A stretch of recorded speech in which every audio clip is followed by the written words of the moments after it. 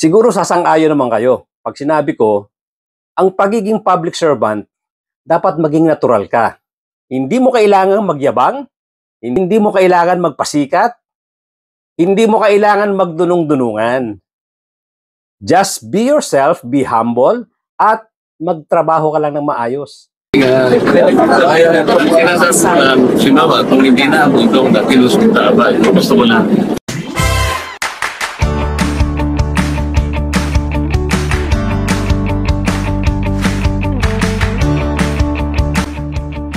Doon po sa mga bago lang dito sa aking channel, kindly subscribe, kindly hit the notification bell, pati na rin yung like button, at pakishare na rin po para lumaki ang ating community.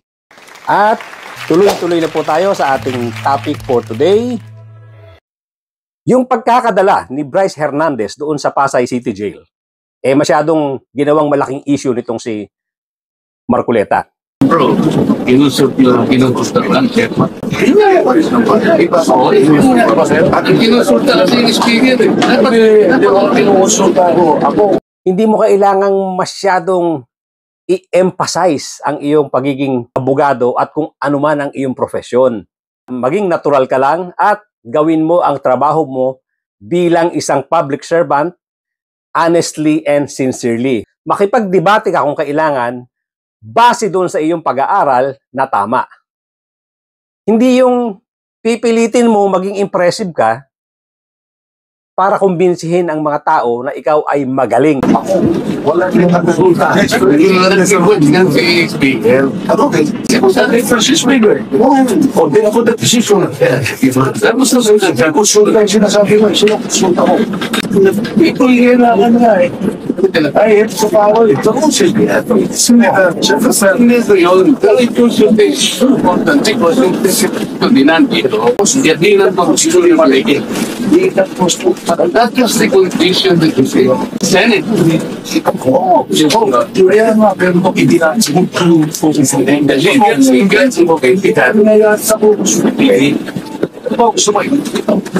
Tinatanong niya anong nangyari, bakit nalipat si Bryce Hernandez na hindi siya nakonsulta. Paano po ba usually yung proseso nun? Ano pong nangyari, sir?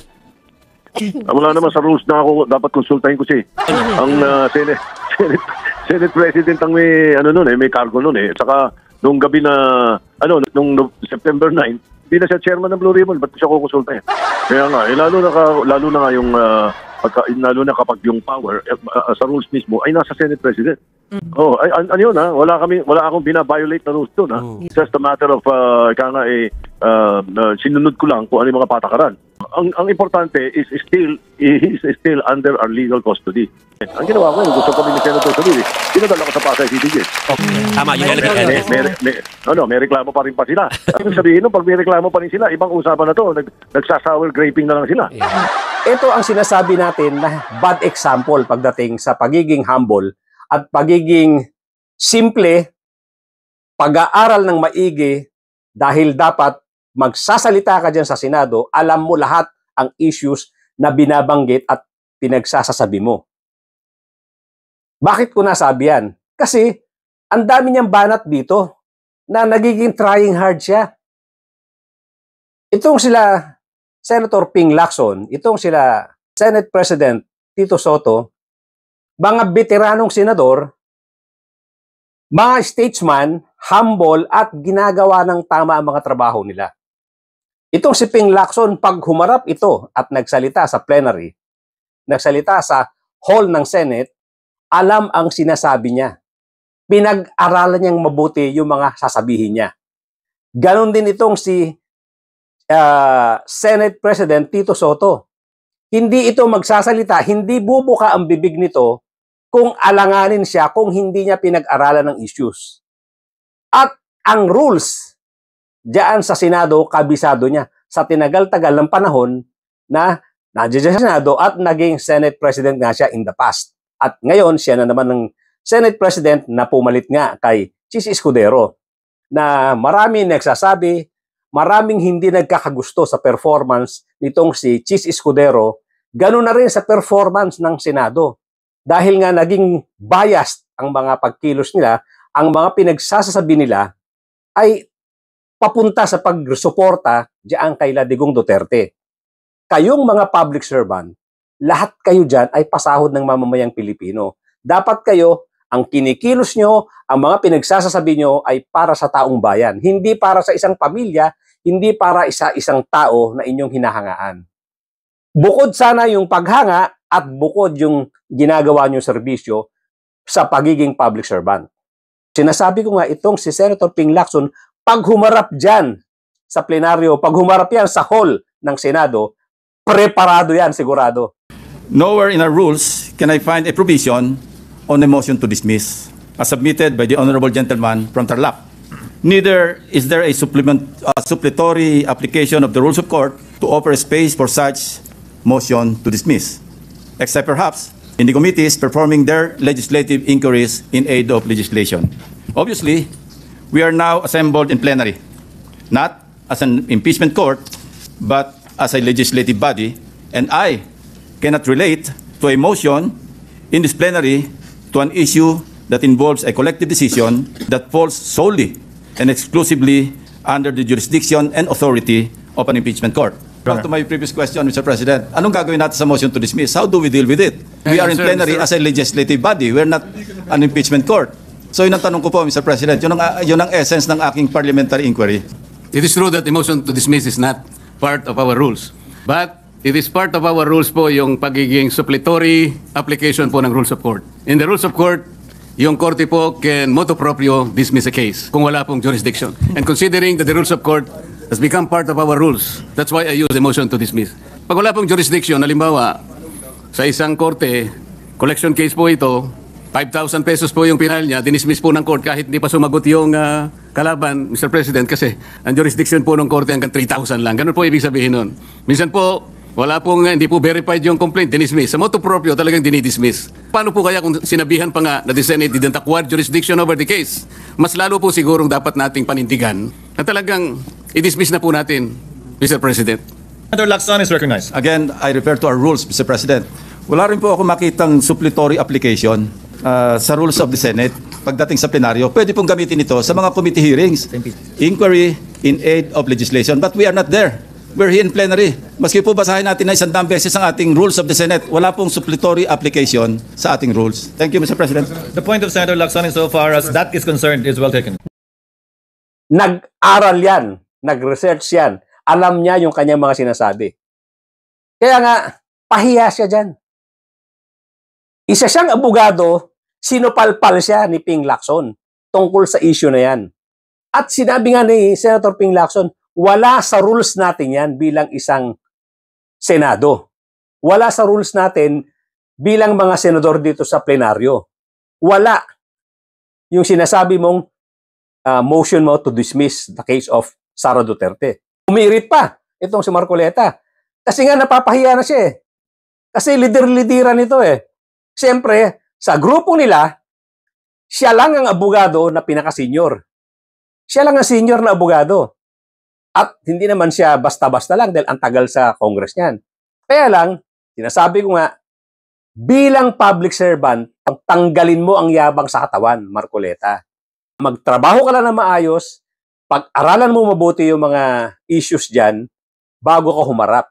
Kasi, kung ang makakaharap mo dyan, katulad ni Senator Ping Lacson at Senator Tito Soto, hindi po pwedeng makipagtalo ka sa mga yan nang hindi ka nag-aral.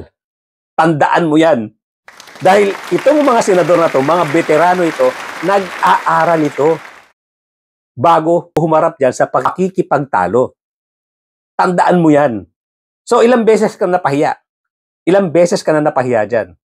Dito, sa pagtalo mo kay Senator Tito Soto, sa pagpunta dun sa issue na sinasabi mo na parang sunod-sunuran siya kay Romualdez, na napahiya ka. Di ba? Ano sabi sa'yo? Ano ba gusto mong mangyari? O, gusto mo ikaw na rito? Hindi nakatikim ka ng ganon. Ha? Sabi sa'yo, kayong mga public servant, lahat kayo, huwag kayong maging mayabang. Maging humble kayo, pag-aralan nyo ang issues, at isapuso nyo yung public service. Huwag kayong magiging mayabang. Hindi kayo maliligaw. mamahalin kayo ng taong bayan. Pero kung kayo magiging trying hard, pipilitin nyo maging pa-impress, pipilitin nyo maging impressive sa taong bayan at sa mga kasamahan nyo dyan, nagkakamali kayo. Hindi ganun kahihina ang utak ng mga Pilipino. Lalong-lalo na yung mga kaharap nyo dyan, na katulad nila Senator Ping Lacson, katulad nila Senator Tito Soto, nila Mig Zubiri, kung yan ang mga kaharap nyo dyan, at iba pa mga senador na matatagalan siya sa Senado, na mga level-headed at mga talaga nag-aaral, mapapahiya ka lang, Marcoleta. Gone are the days na ang yayabang ninyo katulad na naging boss nyo, itong si Digong Duterte. Nahirapi kayo sa ganyang kilos na lahat ng sinasabi nyo nasusunod. Lahat ng sinasabi nyo tama. Nung time na yan, kayo lang ang nasusunod. Nung time na yan, lahat ng sinasabi nyo, akala nyo tama. Parang tama lahat ng mga sinasabi nyo dahil kakampi nyo ang presidente dati. At yung mga gustong mangyari ni Duterte that time nangyayari. Kaya kayo, nagsiyabang kayong lahat Ang yayabang nung mga kasamahan, yung mga dikit dito kay Duterte nung araw. Hanggang ngayon nadadala nyo. Ayaw nyong magpatalo dito sa mga ibang mga senador, sa ibang mga politicians na sa tingin nyo, hindi ganun kagagaling. So nagkakamali kayo dyan. Naggaling-galingan lang kayo nung time na akala nyo, wala nang katapusan ng power ninyo. Ngayon, iba na sitwasyon. Lumalabas ang totoo. Kung talagang nagpipilit lang kayo maging magdunong-dunungan at maging trying hard, lalabas at lalabas yan. Hindi kayo irerespeto ng taong bayan pag ganyan ang kilos nyo dyan sa Senado. So, ayan na nga, di ba? Ilang beses ka tuloy na pahiya. Yan, dala na rin yan, sabi nga ni Senator Tito Soto, dala na rin yan ng sour graping ninyo. Dala na rin yan ng pagkakatanggal ninyo sa pwesto, sa majority, at pagkakatanggal ng leader ninyo na si Chis Escudero, na meron kayong grand plan sana. Iba ang plano nyo noong nandiyan si Senator Chis Escudero bilang Senate President.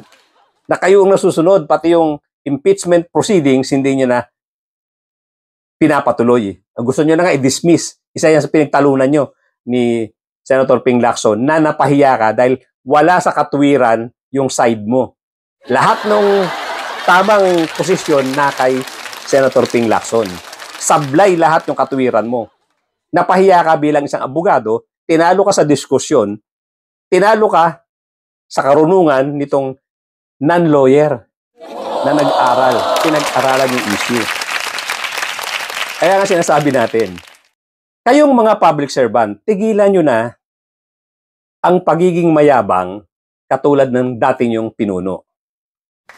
Nasanay kayo sa ganun na akala nyo lahat madadala nyo sa yabang. Hindi na ngayon, tapos na yung mga panahon na yan, yung pagiging mayabang, pagiging arrogante. Ngayon, public service talaga.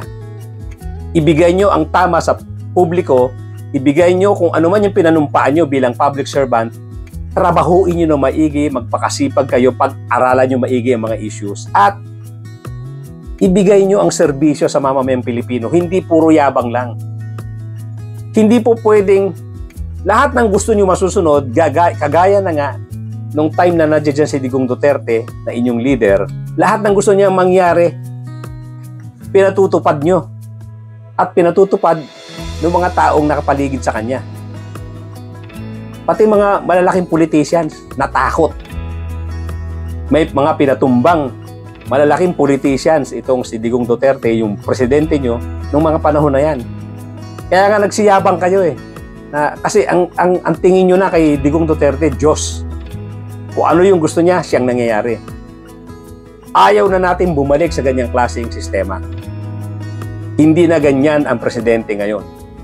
Dapat ngayon, tama ang lahat. Kaya nga ngayon, hinahangaan natin yung desisyon ni PBBM na mag-imbestiga yan sa napakalalim, napakalawak na korupsyon na nangyayari. Na nangyayari pa way back. At mas malaki ang korupsyon na yan nung panahon ng inyong pinuno na si Digong Duterte. So, mga kapatid, mga kabayan, hanggang dyan lang muna.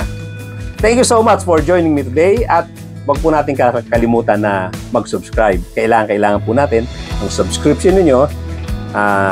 Bukod lang sa panonood, sana kung bago kayo sa aking channel, kindly subscribe. Pakihit na rin yung notification bell, pati yung like button, mag-comment na rin po tayo.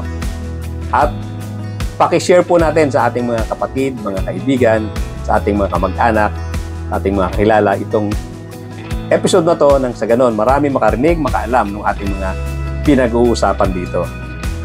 Again, thank you so much ladies and gentlemen at magkita-kita po tayong muli.